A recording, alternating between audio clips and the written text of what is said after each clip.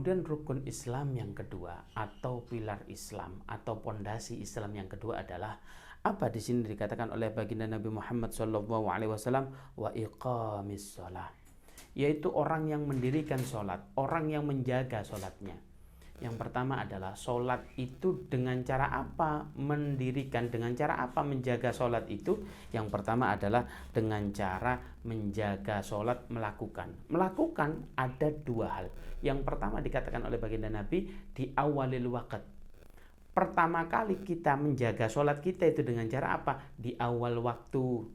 Jadi dengar adzan Allahu Akbar, gak usah kita tunda, kita langsung kita tinggalkan. Sehebat apapun transaksi kita di luar, sebagus apapun kegiatan kita di luar, maka tinggalkan hal itu, maka Anda datangi sholat. Kecuali apa? Taklim. Kalau taklim ada adzan, boleh diteruskan sedikit, jangan sampai apa? Terputus informasi taklim itu. Contoh, saya menjelaskan tentang sholat. Sholat itu ada 5. Berarti apa? Isya, subuh, duhur, asar, maghrib, begitu ya. Saya baru menjelaskan apa? Isya, subuh, duhur. Kemudian apa? Dekat waktu sholat, kita lanjutkan. Nah, yang ini baru 3 tersampaikan, yang 2 belum. Lah ini tiba-tiba adzan, kita cut dulu, separuh dari jamaah pulang. Jangan sampai yang memahami, oh ternyata kata Ustadz Faiz ini, kata Gus Faiz ini, cuman sholatnya itu cuman 3. Inilah bahayanya menyampaikan ilmu kalau terputus. Oleh karena itu jangan sampai terputus. Jadi apa? Kalau ada azan, semua yang transaksi yang hebat, transaksi yang luar biasa itu, obrolan yang sangat mantap itu, kita cut, kita mendatangi sholat kecuali taklim. Nah, itu cara menjaganya adalah sholat di awal waktu. Yang kedua adalah secara menjaga sholat bagi seorang laki-laki, maka sangat dianjurkan untuk sholat berjamaah. Jamaahnya kemana? Ke masjid. Bukan sholat jamaah di dalam rumah. Nah, ini bagaimana bagi ibu-ibu? Bagi ibu-ibu, kalau dia masih muda itu mohon maaf sekali. Jadi gini, kata-kata muda itu, mohon maaf, jalan kakinya itu menimbulkan syahwat bagi laki-laki yang lain. Maka itu disunahkan sholatnya di rumah. Tapi kalau sudah sepuh, kenapa? Disunahkan ke masjid. Karena apa? Di Masjid Nabawi itu ada pintu namanya Babun Nisa. Maknanya dulu ada yang sholat ya di dalam Masjid Nabawi pada zaman Rasulullah. Sehingga apa? Ini boleh. Kalau ini istri kita masih muda, ini dengan cara apa? Bagaimana dong? Caranya begini. Kalau istri kita sholat di rumah, kasihan kita tidak mendapatkan pahala sholat jamaah. Ini bagaimana dong solusinya? Ada solusinya. Kita ambil contoh sholat subuh. Sholat subuh itu biasanya, alhamdulillah rumah saya tidak jauh ya dari masjid, kurang lebih kalau jalan kaki ya 5-7 menit saja itu sudah sampai. Nah, bagaimana caranya? Caranya itu begini. Tatkala Anda laki-laki sudah siap sholat subuh habis qiyamul lail atau witir, istri Anda sudah pakai tahajud, qiyamul lail dan witir, maka siapkan diri Anda dzikiran. Dengar adzan, setelah dijawab istri Anda suruh sholat qobliyah. Anda terus saja dzikir, jangan qobliyah dulu. Setelah istri Anda selesai qobliyah, baru Anda sholat qobliyah. Tapi sholat Anda qobliyah itu diikuti oleh istri Anda sebagai makmum. Untuk apa? Dia sholat subuh menjadi imam. Apakah boleh imamnya sholat sunnah, si istri kita atau makmum kita itu adalah sholat wajib? Hukumnya boleh. Itu kalau nggak ketahuan. Kalau tahu bagaimana? Tahu pun boleh. Oleh karena itu, siapapun yang sholat di depan itu ya, kita nggak peduli nih. Nggak usah ditanya gitu, hei mas bro, sama ini sholat sunnah apa wajib? Nggak usah ditanya begitu. Kalau ada orang kita mau sholat berjamaah, maka kita pundaknya, maka apapun sholat kita jadi imam. Maka yang itu tadi istri kita menjadi makmum. Sehingga apa? Kualitas istri kita itu menjadi sholat yang berjamaah. Habis itu kita ke masjid. Kita sudah sholat qobliyah. Ini sholat qobliyah subuh ini ada amalan yang diajarkan oleh guru saya. Semoga ini bisa menambah amaliyah kita sehari-harinya. Ini barang siapa yang sholat qobliyah subuh 2 rakaat itu, di rakaat yang pertama membaca surat Alam Nasrah.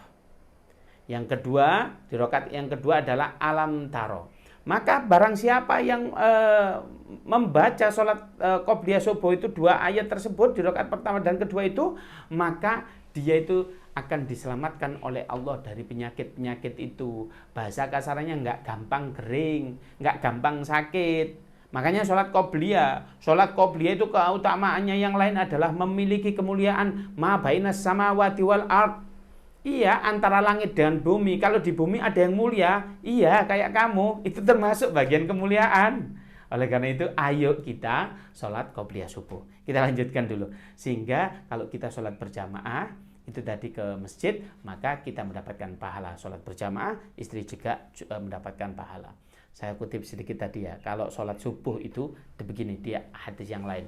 Siapa yang sholat man sholat ghadati, siapa yang bersolat subuh wal jamaah dalam keadaan berjamaah, summa yaqa'udu, kemudian dia duduk setelah habis sholat subuh berjamaah itu duduk di masjid sampai waktu isyraq.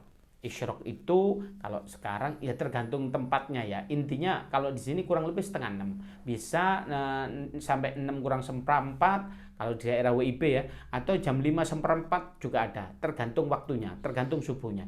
Siapa saja yang sholat subuh berjamaah kemudian dia berdiam diri membaca Al-Quran atau dzikir, yang penting nggak ngerasani tetangganya loh ya, maka orang semacam ini kemudian disambut, dilanjutkan dengan sholat 2 rakaat. Nama sholatnya sholat isyraq. Sholli sunnatal isyraq rakaataini adaan ma'muman adaan lillahi ta'ala, Allahu akbar. Setelah salam, maka pahalanya diberi seperti apa? Kata Allah Subhanahu wa taala, diberikan kata baginda Nabi, diberikan pahala kal haji wal umroh tamatun. Disetarakan oleh Allah pahalanya haji dengan umroh. Anda ini kalau haji harapannya kan minim yo. Kalau sekarang kita kecuali bayar yang langsung berangkat. Kalau bayar yang ini kan 25 tahun ini, 20 tahun itu lama. Dan ini kita nggak perlu begitu, tetapi sudah mendapatkan pahala, tapi tanpa menggugurkan kewajiban kita haji. Oke, kudu haji, nggak boleh model begini. Tapi ya. Jadi cara yang pertama adalah sholat tepat waktu, yang kedua dengan cara kita berjamaah. Lalu cara yang ketiga untuk menjaga sholat kita itu dengan cara apa? Yaitu memahami kaidah atau tata cara ilmu tentang sholat. Oh ya, kita ambil contoh, ada studi kasus. Ini sholat itu habisnya dzikirnya itu jahar apa sir ya?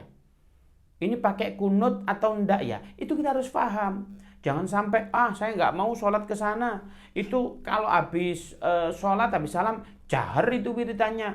Kuno itu, saya nggak mau ke masjid ini. Itu sir itu, apa nggak doa itu. Saya nggak mau ke masjid itu. Kalau tahiyat, ini gerak aja ini. Tik, tik, tik, tik, tik, begitu.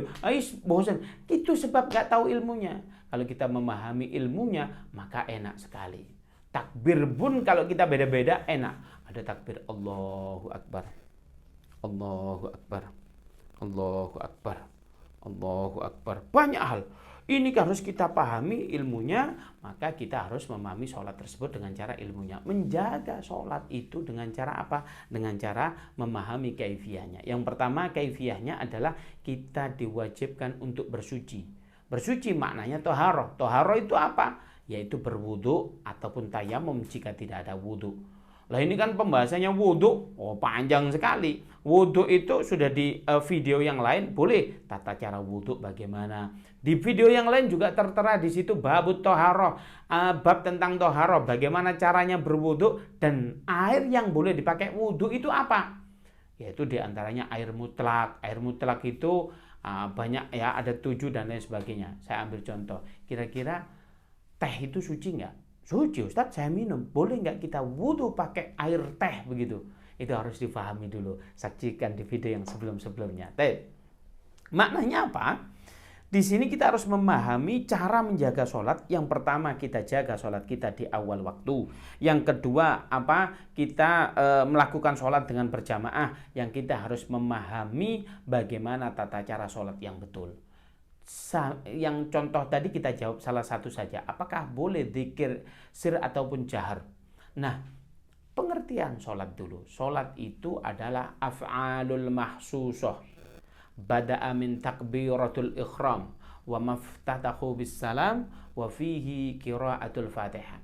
Amalan yang khusus. Maknanya khusus ini khusus orang tertentu, yaitu khusus orang Islam. Jika ada non-muslim, dia melakukan sholat, pergerakannya seperti sholat, doanya sama, dia belum logging, maka tidak dikatakan sholat.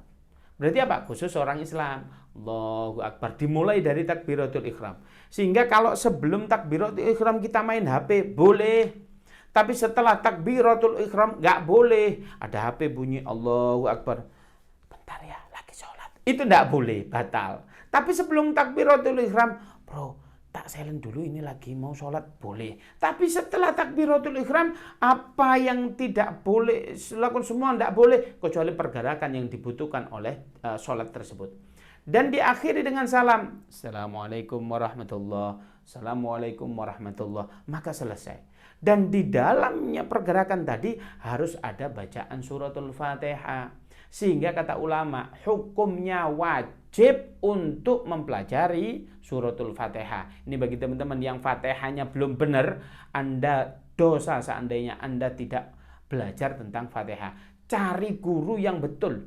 Bagaimana Fatihah kita sampai betul sehingga sholat kita insya Allah bisa dipertanggungjawabkan.